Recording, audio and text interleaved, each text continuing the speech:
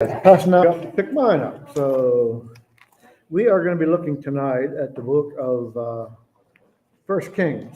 We have been looking at approximately one book per Sunday evening. Here you go, Paula. I'll give you one to get. See, stand in there. And we are now at a book of First Kings. As we again talked about whenever we looked at the book of First Samuel, originally the books of First and Second Samuel were one book in the Hebrew Bible. The second thing we mentioned is the fact that the books of First and Second Kings were originally one book in the Hebrew. When the Septuagint came along, it not only broken up into First and Second Samuel and First and Second Kings, but it renamed them. The First Samuel was the first book of kingdoms, and then on until the fourth book of kingdoms, which was Second Kings. So all that to say that the names have changed, but the text is dealing with, of course, the same subjects. First and Second Samuel dealt with particularly the kings that were anointed by Samuel. Samuel anointed both Saul, and he also anointed Saul's predecessor, which was not going to be from the same tribe as Saul, was going to be now from the tribe of Judah, and that was, of course, David. David was anointed to be king. Saul knew this eventually. So did Saul's son, Jonathan. So David and Jonathan became very close friends. Jonathan, of course, died in the same battle that Saul and Saul's other sons died in. And David eventually came to the throne, as we saw at the end of 2 Samuel. It wasn't an immediate shift in making David the king. It was a period of time. There was still a division between Judah, the tribe of Judah, and then the other tribes, because the other tribes thought that a successor of Saul should be the king. Eventually, God brought them both together, and we see now there is only one kingdom under the reign of during the reign of Saul. Eventually, then in David, there is only one kingdom, and then during the time of Solomon, there is only one kingdom. After that, the kingdoms are going to divide, and we'll talk about that more when we get closer to that point. The time of the writing, we notice that the book of First and Second Kings, especially Second Kings, talks about Jehoiachin. Jehoiachin was one of the last kings located in Judah. Some of these kings were transported into Babylonian captivity. Jehoiachin was one of the last kings that did not. While we are at this point, I wanted to make mention sometimes when we look at these, First and Second Samuel, First and Second Kings, and then we look later on, and we're going to sort of replay again with the books of First and Second Chronicles.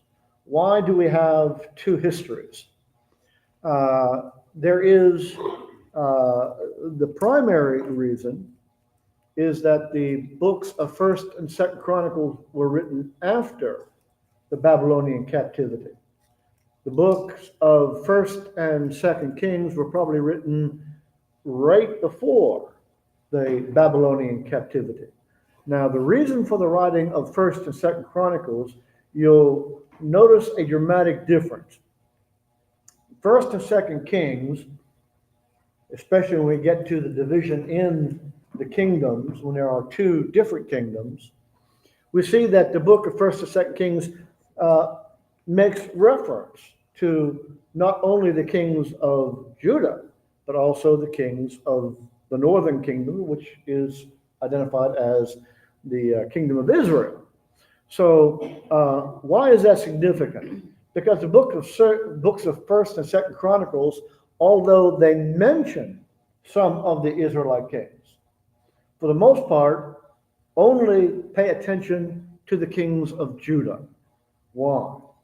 Because Israel had wandered away from God as soon as they became a separate people, separated from Judah. And as a result of that, we see that the kings of the north, the northern kingdom, we keep referencing this idea that they continued in the sins of Jeroboam. Well, Jeroboam was the first king of the northern kingdom. And it was at this period of time, hey, Deb, would you pass some of this one down? So it was at this time that we see that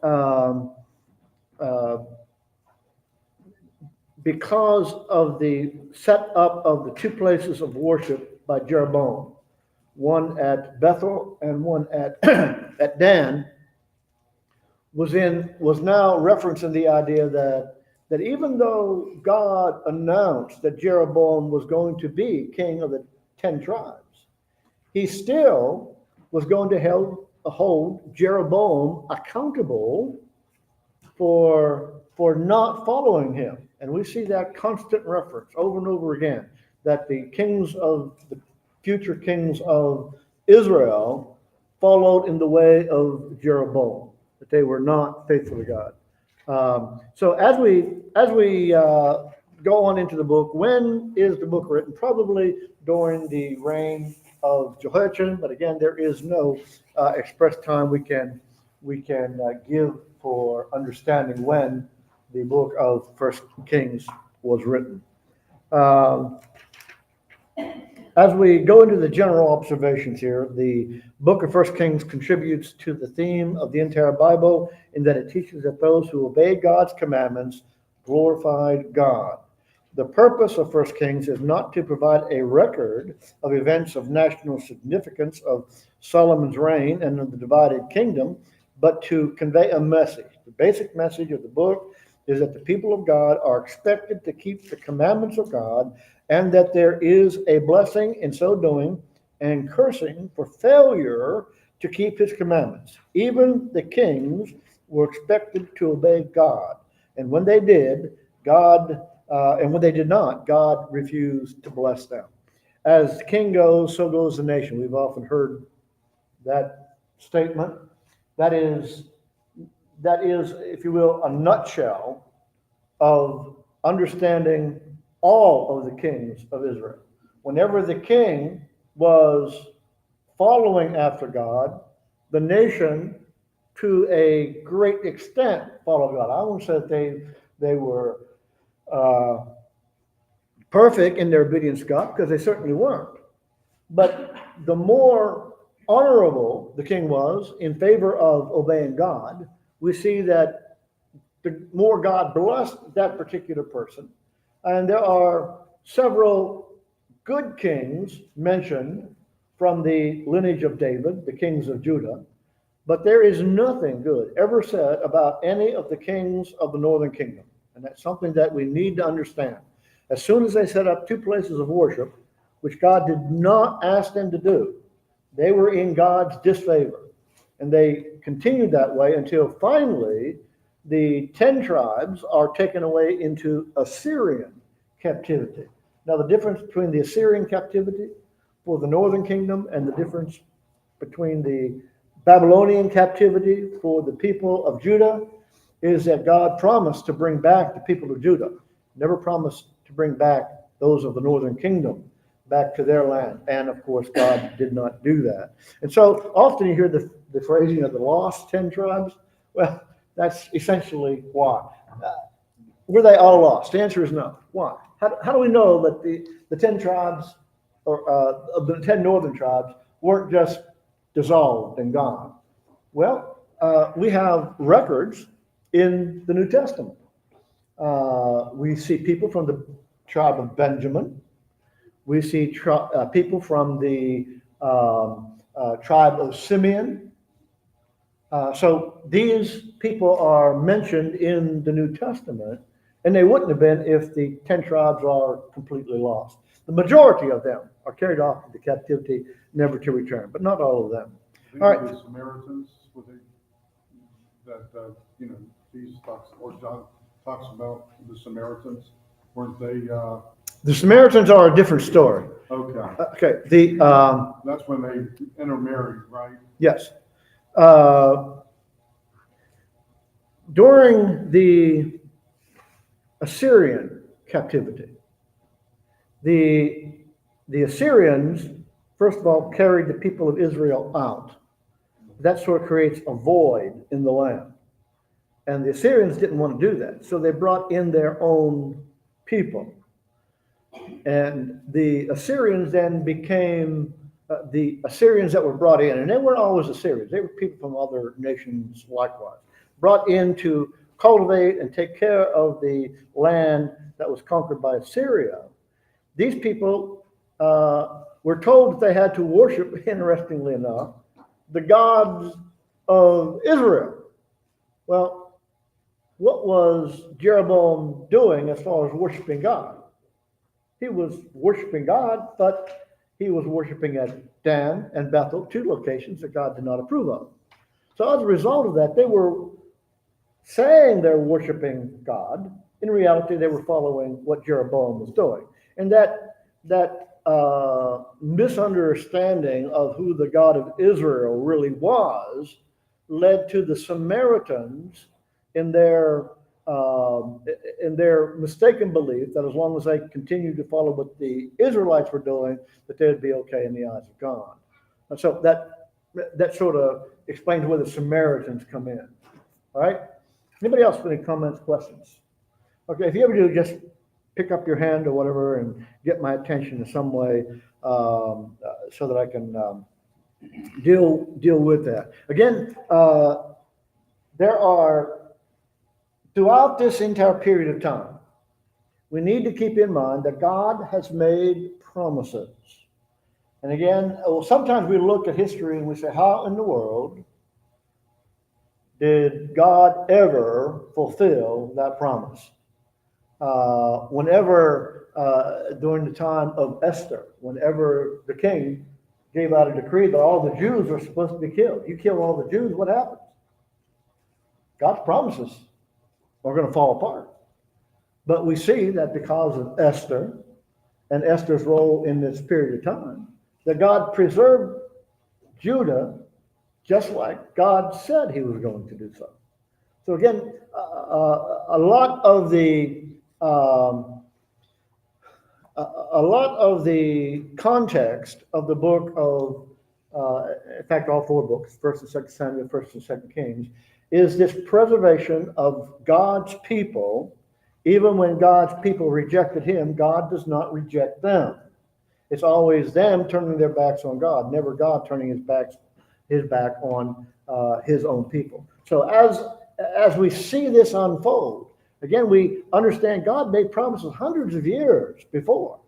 The promise made to Adam and Eve in the Garden of Eden about the seed of woman going on. The seed of Abraham was going to bless all nations, and so on and so on. These promises were made hundreds, thousands of years before these events happened, and yet God has made these promises come true. All right, so that's something we need to keep always in our mind. If God makes a promise, we might not see any way out of it. I think in reality that's what the book of Revelation is about. That the people, the Christians at that period of time, saying they're too powerful, they're too dominant, we're going to all be destroyed, they're trying to kill us off, we're never going to survive. And the book of Revelation is written with the simple idea: you be faithful, God's going to take care of Rome, in due time. But right now, your job is to be faithful. And be faithful at a period of time when thousands of Christians were dying. So that's a tough pill to swallow. But yet, that's what we have to understand. In these periods of trial, God is still in control. Whether we see it or not is not the important thing. We need to believe that God is still in control. All right. Any thoughts, comments on that? All right. Something I also wanted to touch on here before we get into the outline. The transition between David being king and Solomon becoming king is a very rough period of time. Now, as we look at the book of 2 Samuel, and not in a lot of detail because we just didn't have the time to do so, but David has experienced all kinds of difficulty with his sons. Ammon raping his sister Tamar. We see Absalom rebelling against his father, trying to take over the kingdom while his father was still alive. We see also one of David's sons, Adonijah, I think is his name, Adonijah, is trying to take the throne after David's death. He tries to set himself up to be the next king. And David finds out about this, and as a result, in chapter, I think it's chapter 1 or 1 Kings. Let me look here real quick.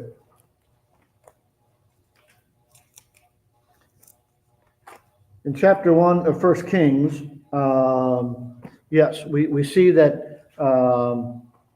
the usurping of the throne from Solomon, it takes place when Adonijah tries to influence the leaders, in essence saying, okay, whenever David dies, you guys make me king. And he's essentially bribing a lot of people. David, through the prophet, finds out about this plan. So he has a special court session while Adonijah is out of town with all these other leaders, and he is now making the statement that Solomon is going to be the next king. Why? Because this was the decree from God, and Solomon is going to be the next king. During this transition period, and again, I suppose we've seen some cutthroat activities, literally cutthroat activities, often in a transition from one king to the next. Always somebody wants to be the next king. And they will kill, they will lie, steal, cheat, do whatever they possibly can in order to get that throne. And so this somewhat cutthroat culture is what we see in this transition of David to Solomon. There were some people that David tolerated. I guess it's the best way to put it. Tolerated them while David was still alive. But David tells his son Solomon, whenever you come into power, one of the first things you have to do is eliminate some of these people.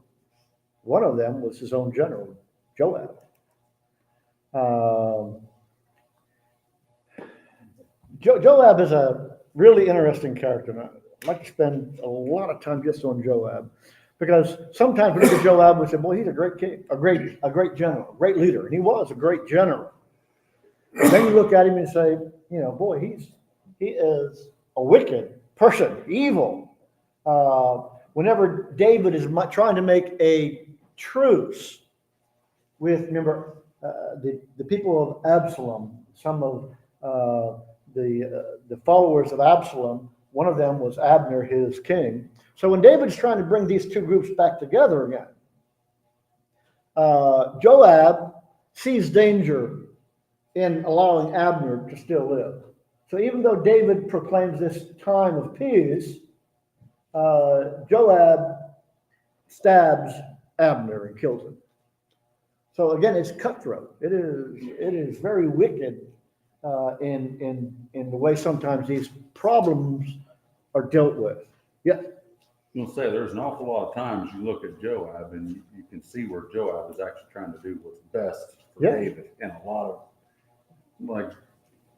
it's just like David's handling of his sons. He wouldn't stand up and do what he needed to do, and Joab's like, "We got to fix this. We got to do it now." Even to the point of killing the one person that David sent a message out. We have to deal with Absalom. Yes, I understand that, but please don't kill him. Joab finds out Absalom is hanging in a tree, and he goes out to kill him. There's no question. Okay, he could easily have taken them alive, but does not. Joab stood up against David and said, "Why do you want to number the people of Israel? God doesn't want you to number the people of Israel." So Joab is an interesting character. You sort of flip a coin as to what side is going to come up, heads or tails on Joab. Okay, yeah. He was more on Israel/Judah's side than David's side, if you understand what I mean. He's what? There are times like what Jason was saying, where if you look at his intent, it's for the nation. Yes. The better of the nation. Yes, I agree with that. I think Joab was a true Israelite. He wanted Israel to be preserved, but he did it from a military standard, a military point of view. And again, God didn't want a military leader. He wanted a man after his own heart. So that becomes an interesting contrast between, again, there's this interesting contrast between Saul and David. But there's also this interesting contrast between Joab and David. So it's really interesting here as we see that interplay between them. That brings in another point. There's the being able to distinguish between emotion and let's be reasonable and logical and doing what's right. Yeah. Because oftentimes emotion comes in and it'll lead you down the wrong path at times if you're not careful. Yes. Again, we were talking about this morning in our Bible class that emotion can easily get in our way of making a logical decision. And sometimes we don't like the logical decision. But that, as we look at these kings, especially, it is good to understand whenever they thought about what do we need to do, and they came out on the side of, well, this is what God said to do, let's do it this way. Whenever they did that, they prospered. And whenever they tried doing it their way, an emotional argument or however else you want to frame that, when they didn't do it God's way, that's when they are subject to defeat and so on. Yes? And that's where you hear that phrase, and he did what's right in his own eyes. And Joab, even though he thought he was doing right, he would do what's right in his own eyes. Yes. And when David gives a command, do not kill my son Absalom, you go ahead and kill him anyways. Yeah. You disobeyed. Yeah. You don't do that. You disobeyed the king's order. So that becomes interesting in this transition of power from David to Solomon. If you read between the lines, David is saying, while I was alive, I was capable of handling these people. I think you're a little bit young, a little bit inexperienced. Let's get rid of him. Just get rid of them. Just get rid of them. But it's treacherous. It's ugly to us. Why would even David give those commands? Because David controlled this situation. He didn't think Solomon could. And by the way, Solomon probably could not. And Joab was David's own kin. Yes. Yes, yes. All right. Any other thoughts real quick on that? All right, so we see now this transition, rough. It was a rough transition going from David to Solomon. But everybody was united under Solomon. It is during Solomon's reign that we see this, the furthest spread of the kingdom. Oftentimes we hear the kingdom of Israel described from Dan to Beersheba. They still use that phrase. I heard it not too long ago on the news about this area designated as Israel. But in reality, during the time of Solomon, David, by the way, began to take care of the problems within the promised land that God told them to take care of years before, and they didn't do so. David began taking care of these problems, and once he took care of these problems, then he began to expand a little bit further out. And finally, during the time of Solomon, we have from what we know as the Tigris-Euphrates area down to what is known as the River of Egypt, all the way into almost in Egypt. So we see if you're familiar with the Six-Day War, that area would be known as the Sinai Peninsula. So the broad range of Israel at that time was because God was with these leaders whenever they were going out into battle. And God said, I'll fight your battles for you. And he consistently shows this in the life of David and Solomon especially. All right. As we go on here,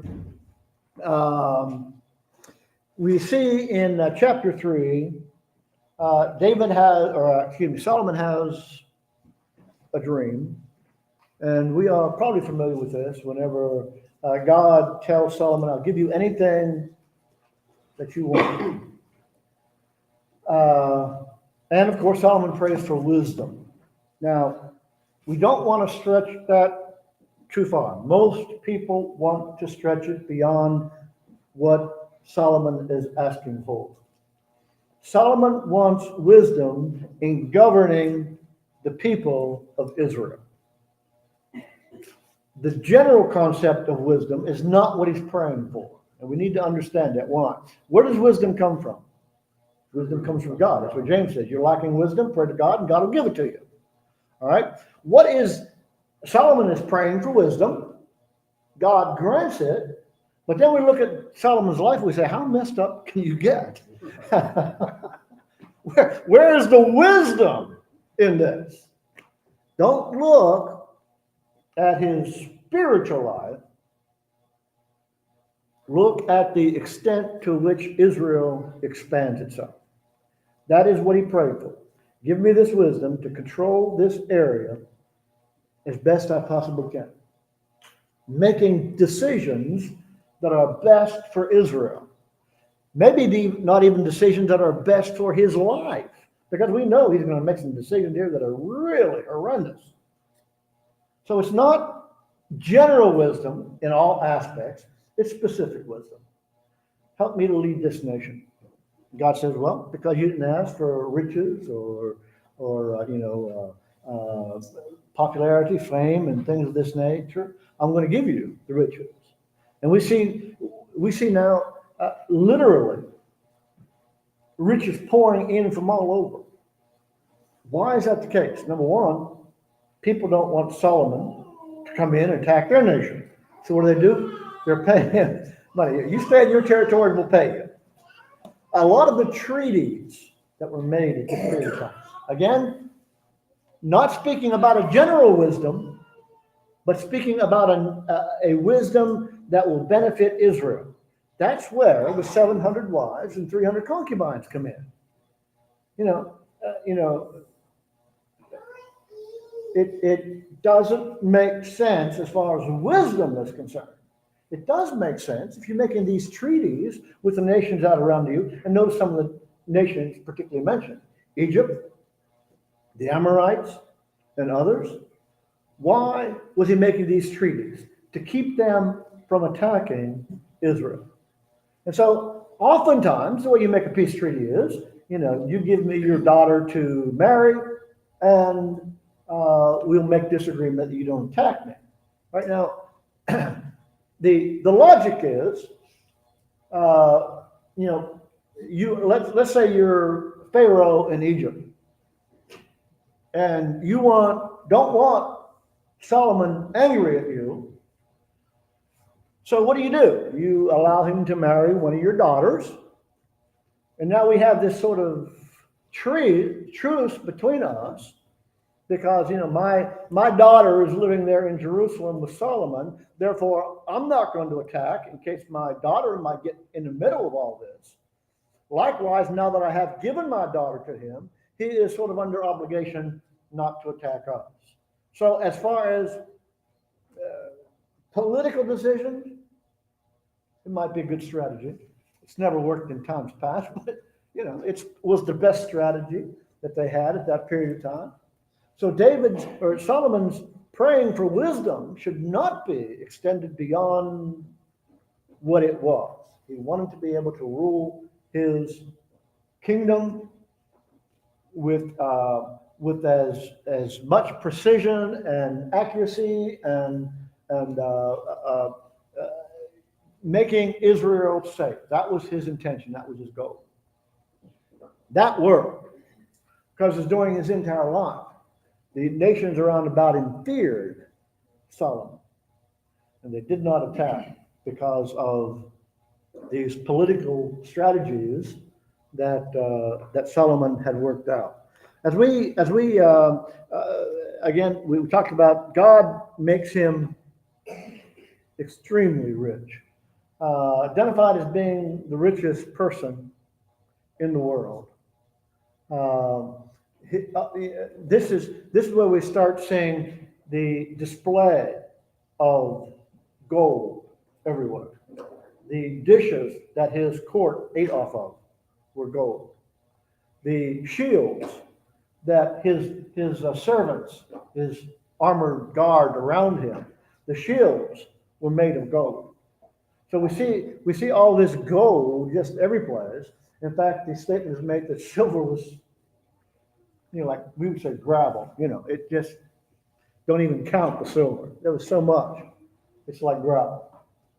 So we see that God did as he said he would, because you didn't ask for riches, I'll give you riches. And we see this.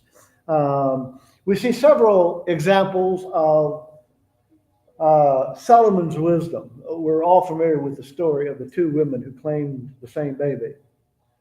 And Solomon's decision was, well, since we can't make up the difference and don't have any DA available right now, so let's just cut the baby in half.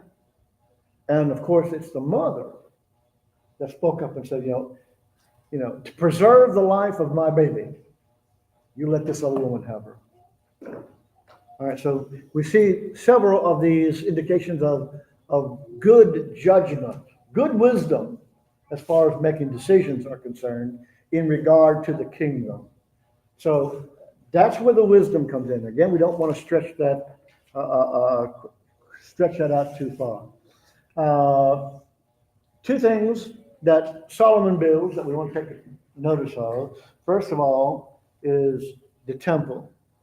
And again, we know that before David died, he asked the people to contribute to the building of this temple, and money began to flow in. Gold and silver and all they needed for making the temple began to flow in. He had everything ready for Solomon to begin building.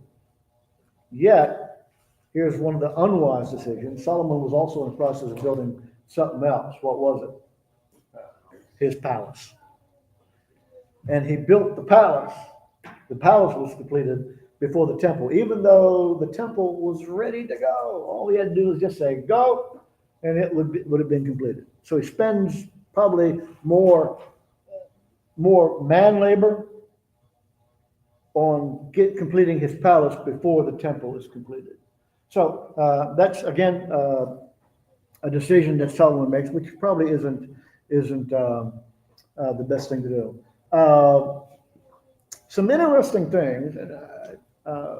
One of the interesting things I came across one time, I think this is found in Chronicles. I don't think it's found in it talks here about the temple furnishings and so on. How many tables of showbread or shewbread, if you want to say it, were in the tabernacle? Anybody know? How many tables? Anybody?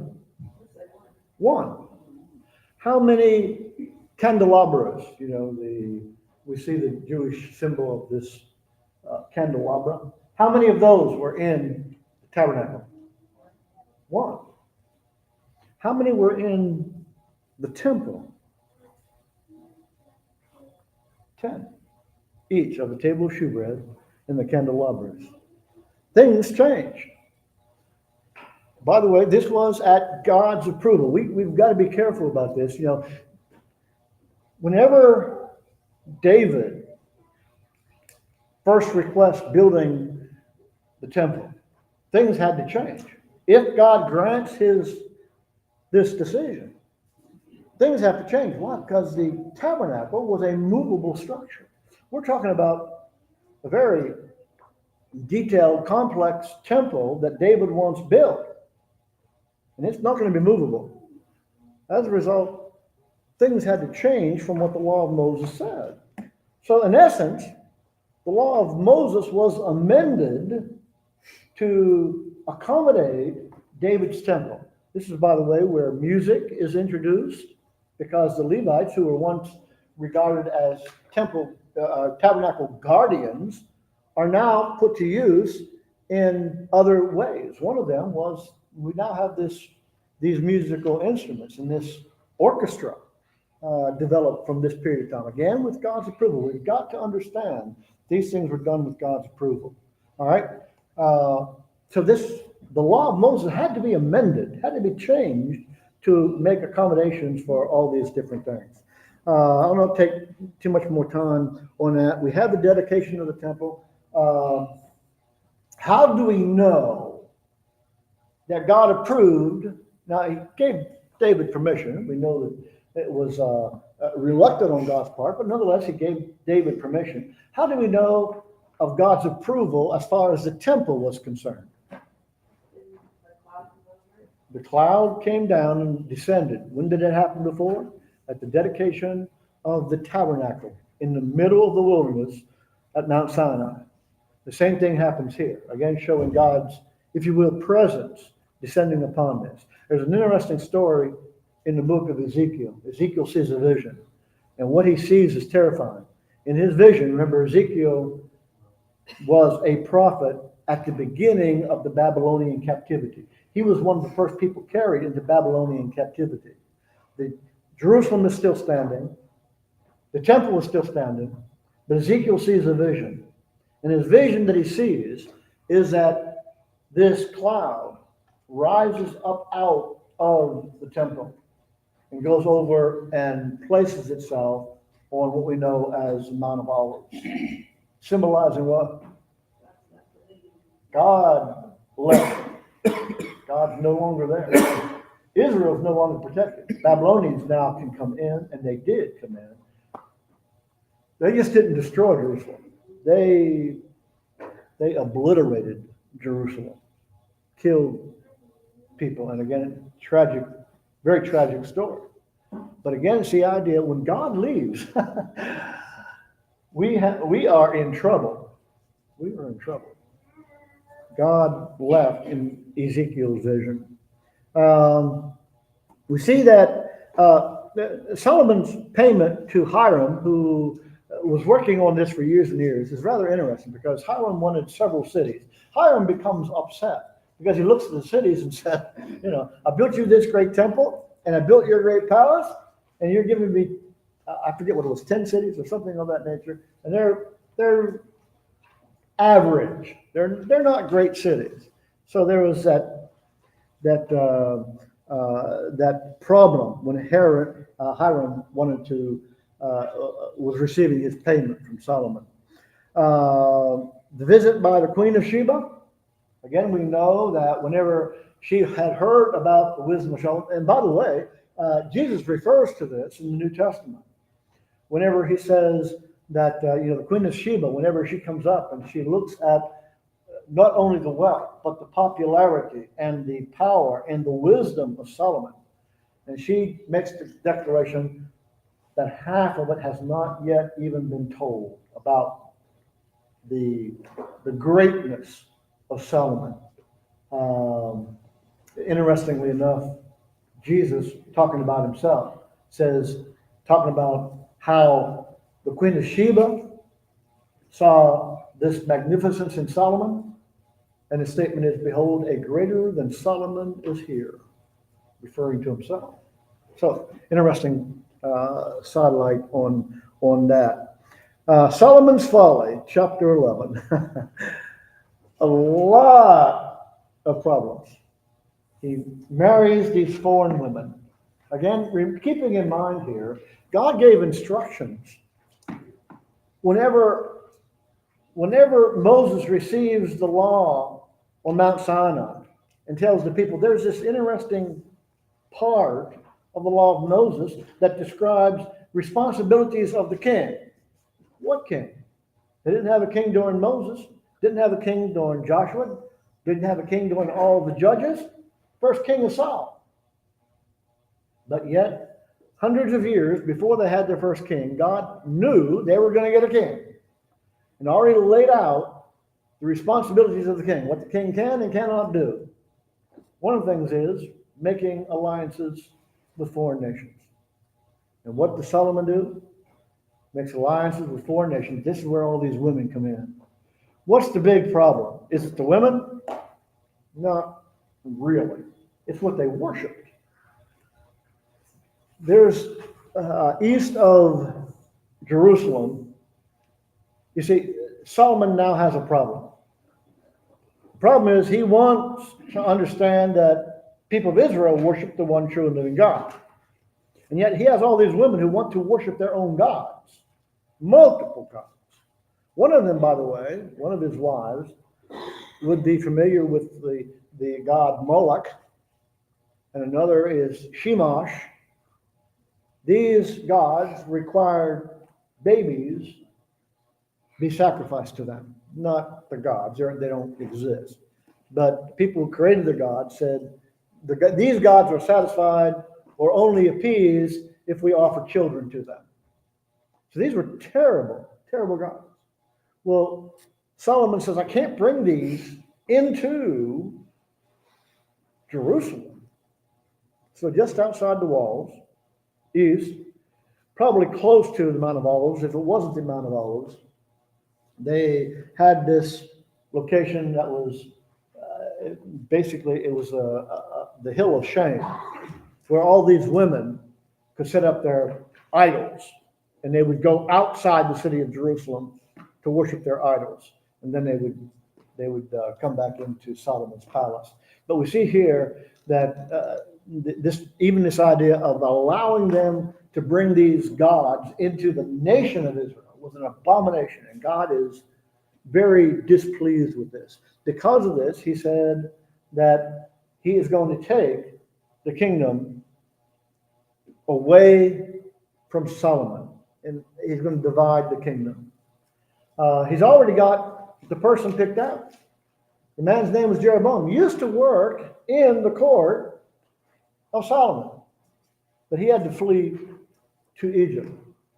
Whenever Solomon dies, Jeroboam comes back, and he, in essence, makes an offer to the people. You know, we followed Solomon too long, and we followed the people of Judah too long. It's now time that we set off for ourselves. God sends a prophet to Jeroboam, and the prophet takes a garment and divides it into 12 pieces. And he tells Jeroboam, pick up 10 of the pieces. These 10, I'm going to make you king over these 10. Because of what Solomon has done. Because of these abominations. Now, when you stop and think about that, you would think that Jeroboam would get the message. Okay, if I allow God to make me the king of these 10 nations, these 10 tribes, then wouldn't it be a good idea for me to listen to God? Well, that was the deal. You're supposed to listen to me. I'm not separating Israel. I'm separating the kingdom. They're still Israel. They're still my people. And therefore, you must treat them accordingly. What does Jeroboam do? First opportunity he gets, sets up two different idols. One at Dan and one at Bethel. For what purpose? Well, especially the one at Bethel. The one at Bethel is the borderline between what we know as Judah, the southern kingdom, and the northern kingdom, Israel. At Bethel, he sets up this one. Why? Because anybody heading south, remember, they're supposed to go wherever the ark is located. People had to make pilgrimages there several times a year. Well, what does that mean? The people of Israel, the northern kingdom, now have to go back into Judah, at Jerusalem, where the temple is located, in order to offer their sacrifices. What is Jeroboam thinking? He's thinking, if they go back, eventually they're going to want to reunite, become one people again. He says, I don't want that. So he sets up this idol so that you guys don't have to go back down to Jerusalem. We can worship God here just as successfully. Not the case. Not the case. Yes. First Kings chapter 11, verse 4, you see his wives has turned his heart. It says that Solomon grew old, his wives turned his heart after other gods, and his heart was not fully devoted to the Lord his God, as the heart of David his father had been. Yes. So, it's just a real sad scenario when you don't love God with all your heart, but you love your wives more than, and you allow them to turn your heart away from the true Almighty Creator to, gods like Moloch and so forth. And the same idea that we find in the New Testament. The Bible consistently warns out about associating with people who are evil. They may be nice to you and they act like good friends.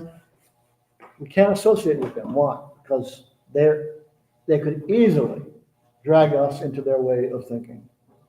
All right, we're going to stop there. We see the death of Solomon.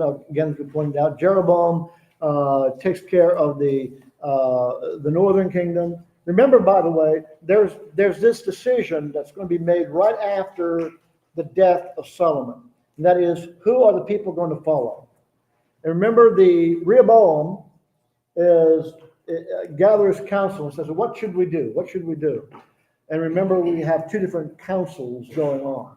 Those who were of Solomon's court, and a very successful court.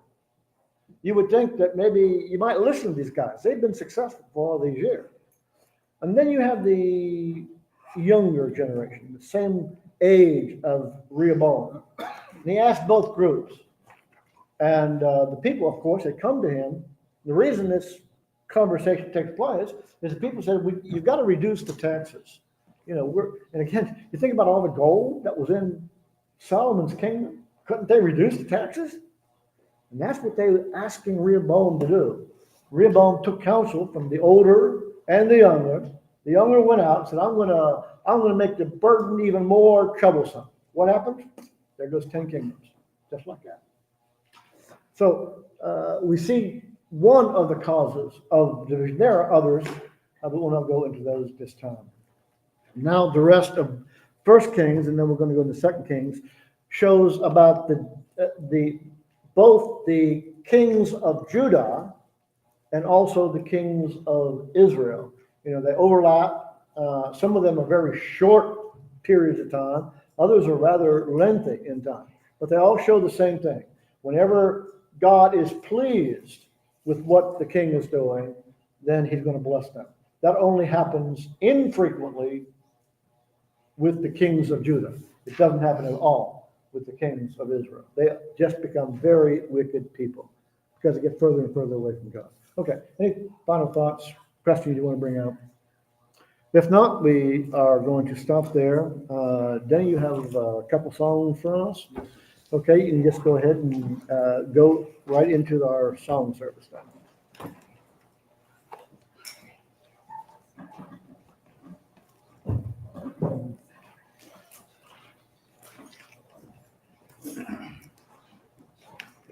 The song before David's words of encouragement is going to be 542.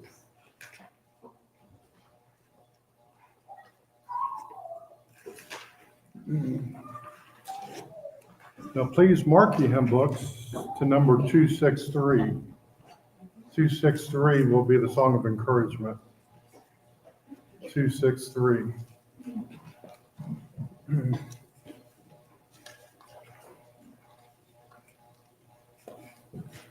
Now let us sing number 542. Pure were in heart, O God, help me to be. May I devote my life wholly to Thee. Watch Thou my wayward feet, guide me with counsel sweet. Pure in heart, help me to be. Pure in heart, O God, help me to be. Teach me to do Thy will most lovingly.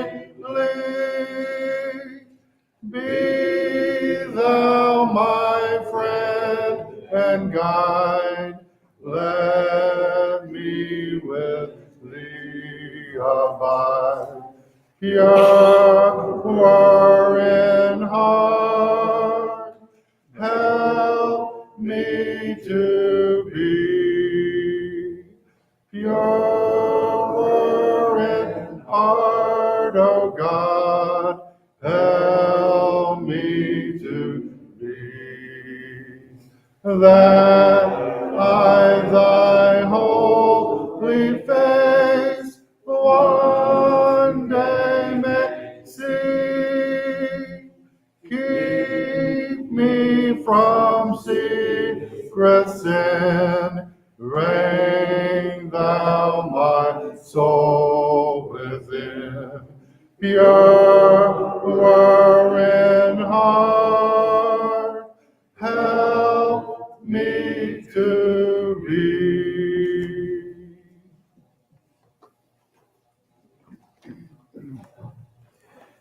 We talked about how Jeroboam set up two different idols so that the people of God would not be going back to Jerusalem to worship.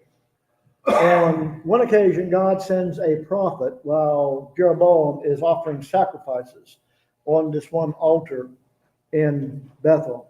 And this event, by the way, is in 1 Kings chapter 13. Whenever God finds out about this, he sends a prophet. The prophet comes to Jeroboam and tells Jeroboam what he is doing is wrong. And Jeroboam stretches out his arm to make an accusation against the prophet and tells his guards to seize him. Well, whenever he reaches his arm out, it locks in place. He can't move. You think that might be a sign from God? Anyhow, God eventually releases him from this. But again, the warning is from the prophet. You've got to stop doing this. This is not what God wants you to do.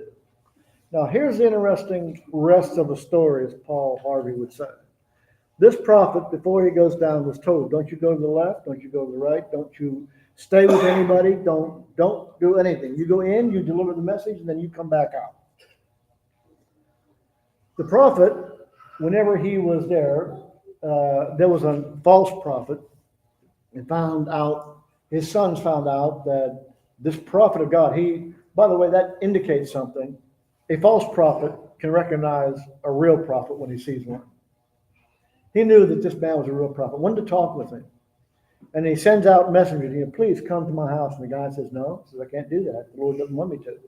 Well, I just received a prophecy from God that says that you're supposed to come to my house. And the prophet did so.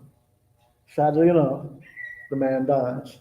Here's a prophet of God, obeying God, but whenever he hears about this false prophecy, instead of listening to directly the words God gave to him, he thinks that God is speaking indirectly through another person. If God is speaking to us, let's not take information from a third person. We have God's own word speaking to us, telling us what we need to do for our salvation. Don't let anybody else veer us off that course. Let's understand what that passage means, what we are supposed to do, and do it. If you're not a child of God, it's time to become a child of God. If you're falling short, it's time to return. We need to obey God in the way that God has instructed us. If you need to respond to the invitation, we encourage you to come forward as we stand and sing this invitation song. I hear thy welcome voice that calls me, Lord, to thee, for cleansing in thy precious blood that flowed on Calvary. I am coming, Lord, coming now to thee. Wash me, cleanse me in the blood that flows on Calvary. Though coming weak and vile, thou dost my strength ensure. Thou dost my vileness fully cleanse, till spotless all impure. I am coming, Lord, coming now to thee. Wash me, cleanse me in the blood that flowed on Calvary. And he assurance gives to Lord your hearts and true, that every promise is fulfilled to those who hear and do. I am coming, Lord, coming now to thee. Wash me, cleanse me in the blood that flowed on Calvary.